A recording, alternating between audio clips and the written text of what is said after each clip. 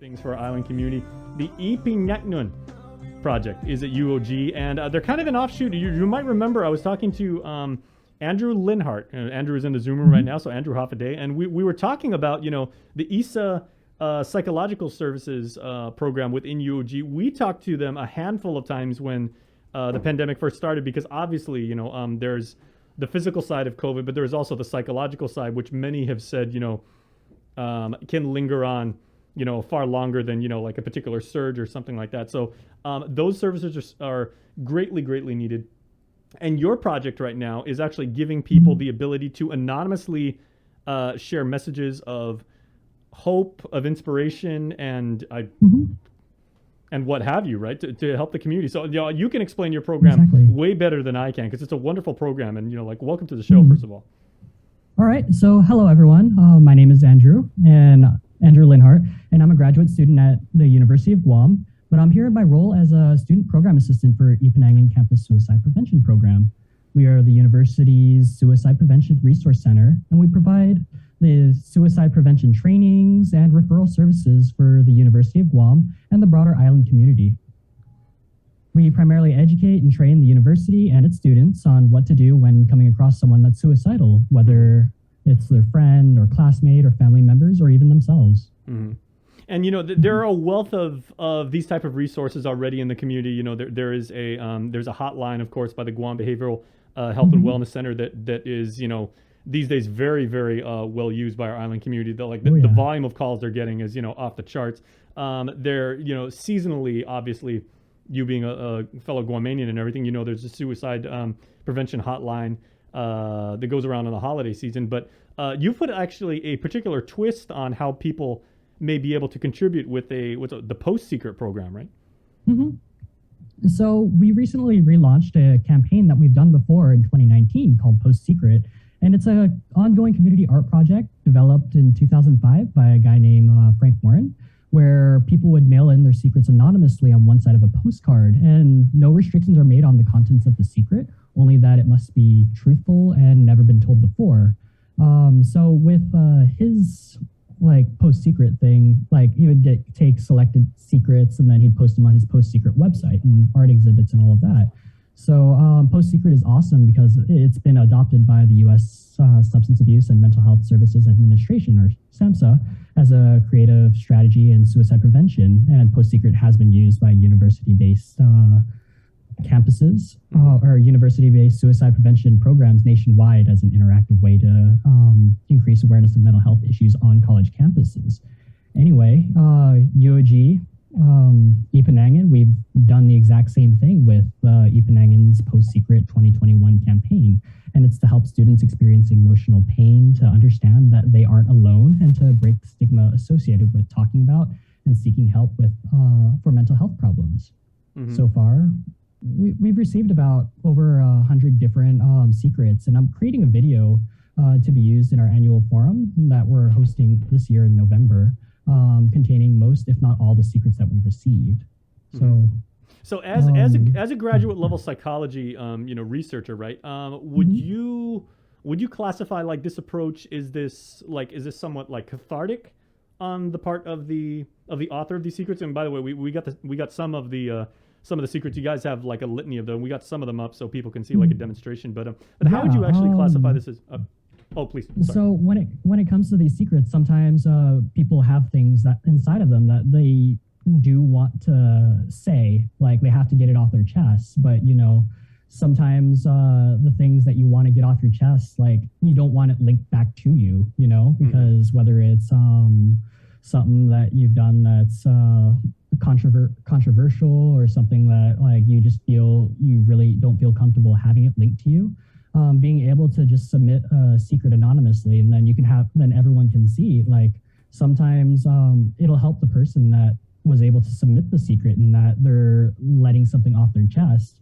But at the same time, the other people that are seeing their secret, seeing that secret in public, they're like, oh, okay, I'm not the only one that feels this way. Mm-hmm. And that's awesome. And that is kind of the delicious irony of this program, and irony in a very good sense. And I completely respect that, because you're letting the authors submit their stuff completely anonymously. No one's ever going to know exactly who said this, but they're being submitted, as you said, like out into the open in the hopes that you would find empathy with somebody else that says, hey, I thought I was the only person who was feeling like this. Someone's going through what I've been through or what I'm going through now, right? So can you talk like from a psychological standpoint from the perspective of the author and of a recipient, how effective is this as a tool for healing and for expression? Well, nobody likes to feel alone.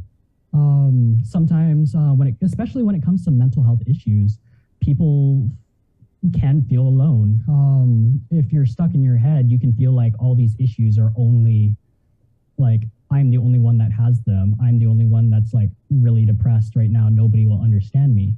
But being able to submit these secrets and see other secrets that have been out in the open of what people are experiencing, what people are feeling, how things that they've done, it's like, okay, maybe I'm not so alone in this.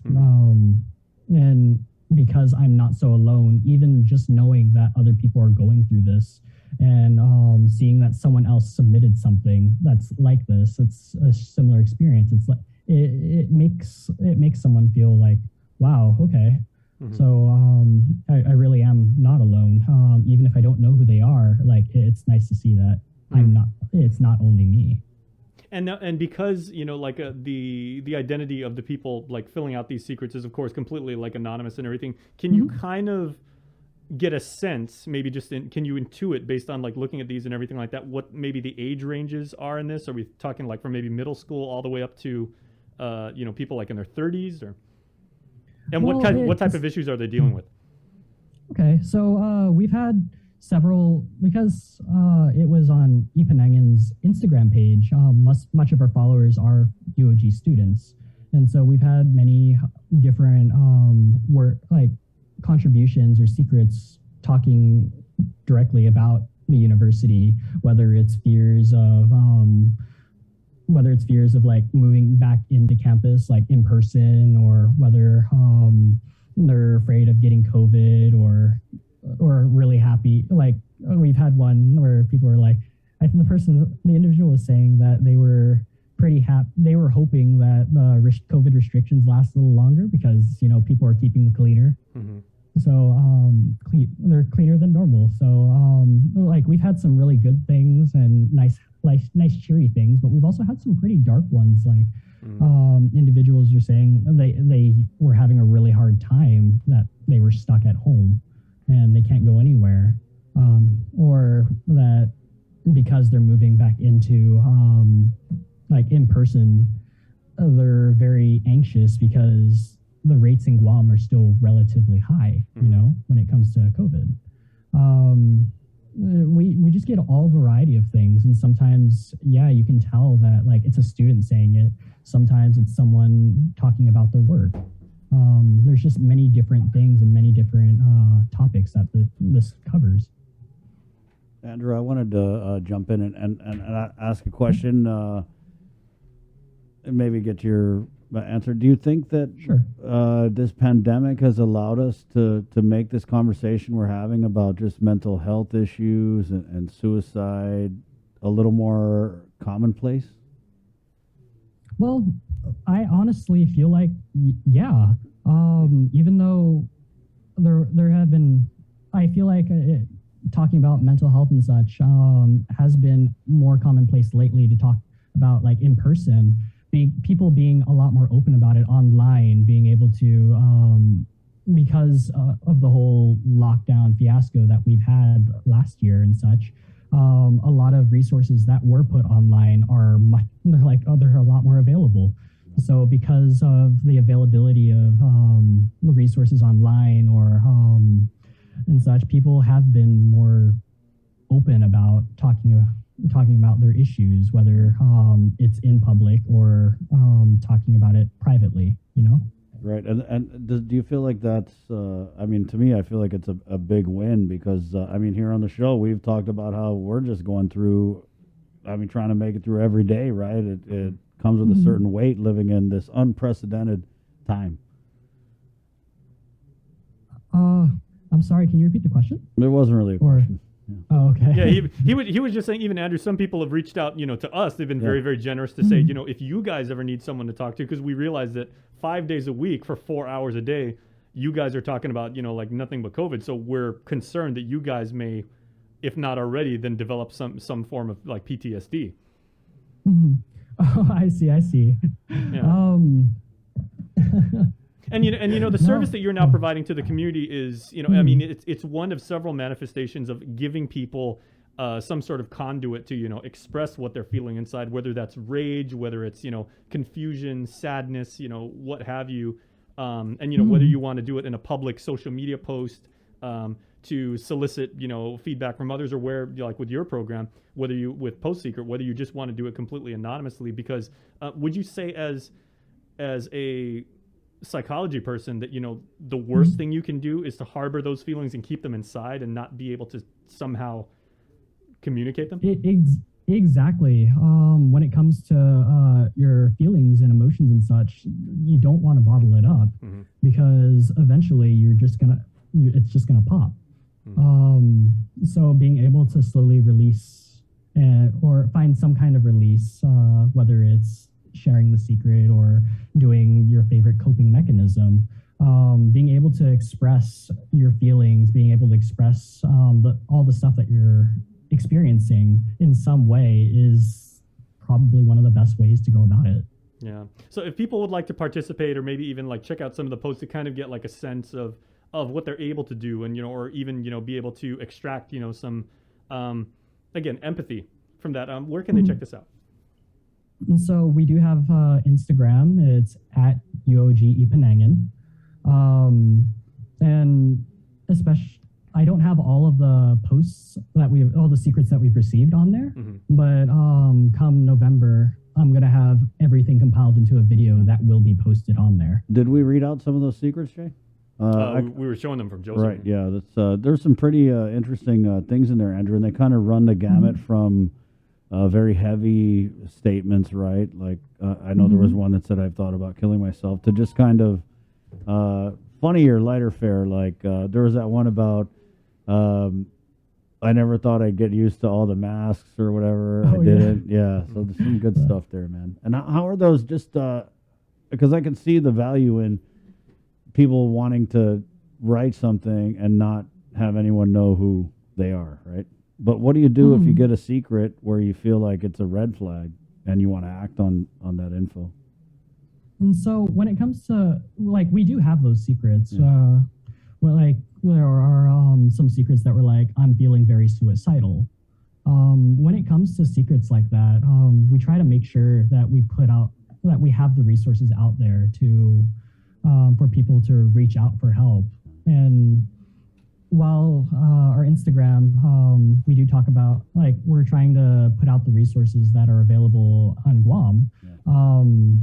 There are various, one of the problems that come with releasing these, doing these secrets anonymously, is when someone does have a secret that's a huge red flag, it's kind of hard to track them down and be like, hey, do you need help?